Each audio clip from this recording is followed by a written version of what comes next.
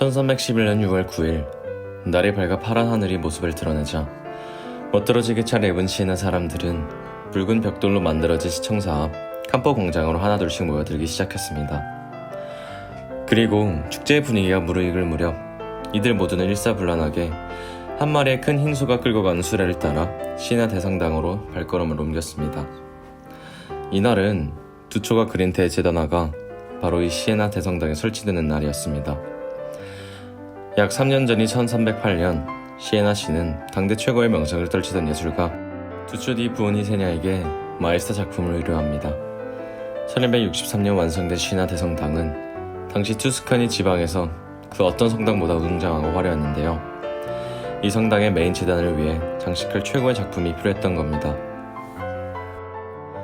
두초는 제작 목적에 맞게 폭이 4m가 넘고 높이가 약 5m 이상 되는 거대한 나무 패널의 양면에 마에스타를 중심으로 예수와 동쪽 마리아의 스토리와 선지자, 천사들의 모습을 빼곡히 그려놓았습니다. 이는 패널화였지만 마치 성당의 벽면 가득히 그려놓은 웅장한 프레스코화를 보는 듯한 그런 느낌의 작품이었습니다. 당시 사가들에 따르면 시에나 사람들은 이러한 작품을 이전에도 본 적이 없고 그 누구도 만들지 못했던 더울 나위 없이 아름답고 훌륭한 작품이었다고 하며 이로 인해 시에나인으로서의 자긍심은 하늘을 찔렀다고 합니다. 다시 두초 디 부오니세냐에게 돌아가 그에 대해 좀 더 알아보도록 하겠습니다. 그는 1155년경 시에나에서 태어나 시에나 및 투스카니 지방에서 주로 활동했으며 시에나에서 생을 마감한 그 도시를 대표하는 중세 비잔틴 화가였습니다. 비잔틴 미술을 뛰어넘어 르네상스 미술로 가는데 중요한 영향을 미친 가장 중요한 화가 중 한 명으로 인식되고 있으며 15세기 후반 피렌체 미술, 즉 원근법, 현실주의, 휴머니즘을 바탕으로 한 회화에 흡수되기 전까지 시에나 학파를 이끌었던 대부였습니다. 시마부의 제자로도 알려져 있기도 하고 국제 고딕 양식을 이끌었던 시모네 마르티니의 스승으로 시에나 학파의 예술을 절정에 올려놓은 피에트로 로렌체티, 암브로조 로렌체티 형제의 스승으로도 알려져 있습니다. 그의 작품 경향, 즉 시에나 학파의 특징은 원근법 구현이나 현실주의적 관점에서 사물을 바라보기보다는 금박 배경을 이용한 보다 화려하고 장식적인 그림을 그렸고 등장하는 여성인물, 특히 동정 마리아의 모습은 연약해 보이지만 우아하면서도 정중한 태도를 취하고 있습니다. 주제면에서도 대부분 종교화를 그렸으며 신화나 추상화, 일상 등의 모습을 그린 작품들은 찾아보기 어렵습니다. 사실 그의 명성과 기록에 남아있는 것과는 대조적으로 현재 남아있는 작품들은 극소수이기 때문에 그의 작품 세계를 정확히 이해하기는 어렵습니다. 하지만 우리가 볼 수 있는 그의 몇몇 작품들만으로도 그 시대를 뛰어넘고자 했던 그 예술원과 역량을 충분히 가늠케 하는 척도가 됩니다. 현재 우피치 미술관 치마부에 조토의 마에스타 작품과 함께 전시되어 있는 루첼라이의 마에스타 작품을 먼저 감상해보도록 하겠습니다. 이 작품은 1285년 피렌체 산타 마리아 노벨라 성당의 라우데시 회의 경당을 장식하기 위해 그려진 작품으로 16세기 후반 그 옆 루첼라의 경당을 옮겨지면서 현재 이름이 붙어지게 되었습니다. 한때 치마부의 작품으로 알려졌다가 20세기에 들어서며 두초의 작품으로 판명있는 작품인데요. 루브르 박물관에 소장된 치마부의 마에스타 작품과 그 구도, 패널의 모양, 패널의 가장자리 장식, 톤도의 사용, 무릎 꿇은 천사의 자세, 예수의 축복하는 손, 동작 등이 매우 닮아 있습니다.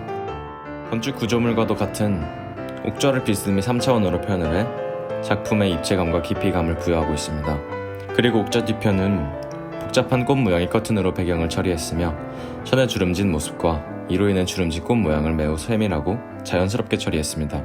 주요 인물을 크게 그리는 비잔틴 관습 그대로 그린 작품이며 성모자 양옆에 천과 옥자를 잡고 있는 천사들은 일렬로 배치해 입체감을 전혀 고려하진 않았지만 대신 다채로운 색채들로 천사들의 옷을 그려 장식적 효과를 극대화했습니다. 동정 마리아는 매우 마른 모습으로 가냘픈 턱 라인과 뾰족한 콧날의 전형적 비잔틴 양식의 모습을 하고 있지만 그 전반적인 그녀의 표정은 엄숙하고 무표적인 것에서는 약간 벗어나 있습니다.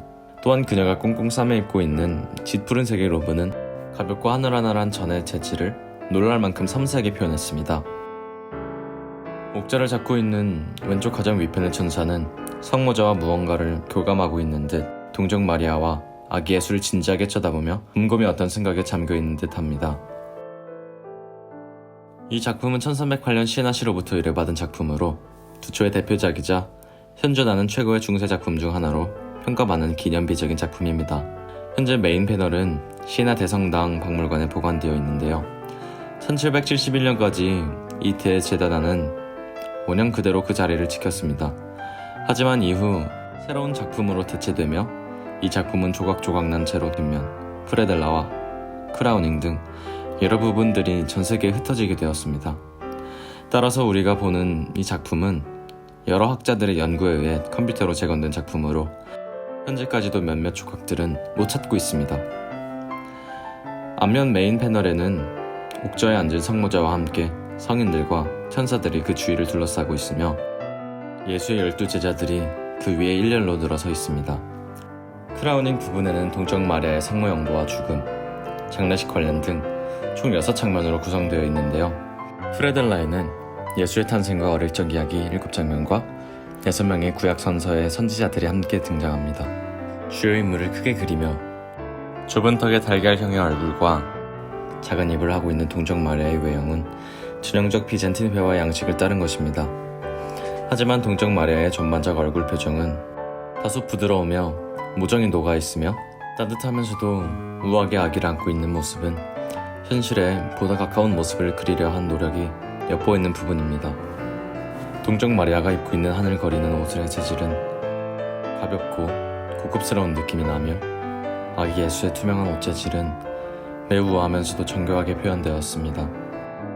또한 옥자에 깔려있는 황금색의 천은 매우 장식적이며 화려한 모습을 하고 있는데요. 그 단단하고 견고한 옥자와 대비되어 자칫 경직될 수 있는 분위기를 부드럽고 발랄하게 만들고 있습니다. 이들이 안고 있는 옥자는 마치 웅장한 3차원 건축물과도 같이 표현되었으며 무릎을 꿇고 성모자를 경배하고 있는 성인부터 층층이 그 옥자를 둘러싸며 성모자를 바라보는 천사들로 인해 3차원 공간감은 더욱더 깊어졌습니다. 첫 번째 열에는 시에나에 수호 성인들을 배치했는데요. 이들은 왼쪽부터 성 안사누스, 성 사비누스, 성 크레센티우스, 성 빅토르입니다.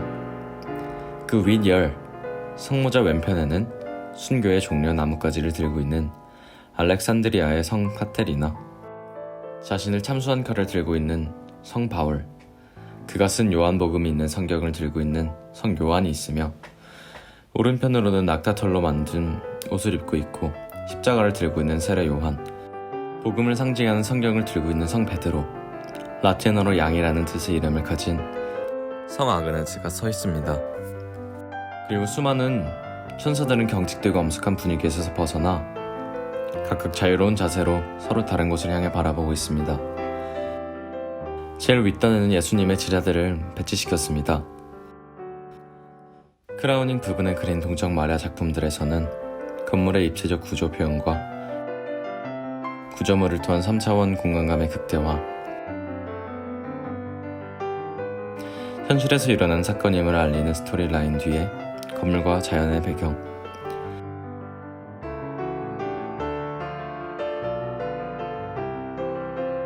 동정 마리아의 죽음을 슬퍼하는 인물들의 진솔한 감정 표현 등 시대를 뛰어넘는 그 무엇이 보여집니다. 프레델라의 그린 아기 예수의 이야기에도 위와 비슷한 건물의 구조와 3차원 공간의 사실적 표현, 여러 인물들의 상황에 맞는 감정 및 몸 동작 등이 반영되어 있습니다. 작품 뒷면 패널의 스토리는 프레델라부터 시작해 메인 패널, 크라우닝 파트로 이어지며 예수의 공생애부터 부활 이후까지의 이야기들로 빼곡히 구성되어져 있습니다.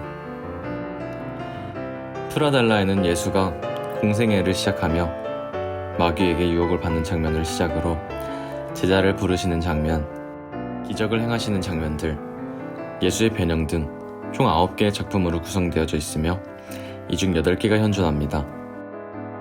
메인 패널은 예루살렘에 입성하는 장면을 시작으로 최후의 만찬,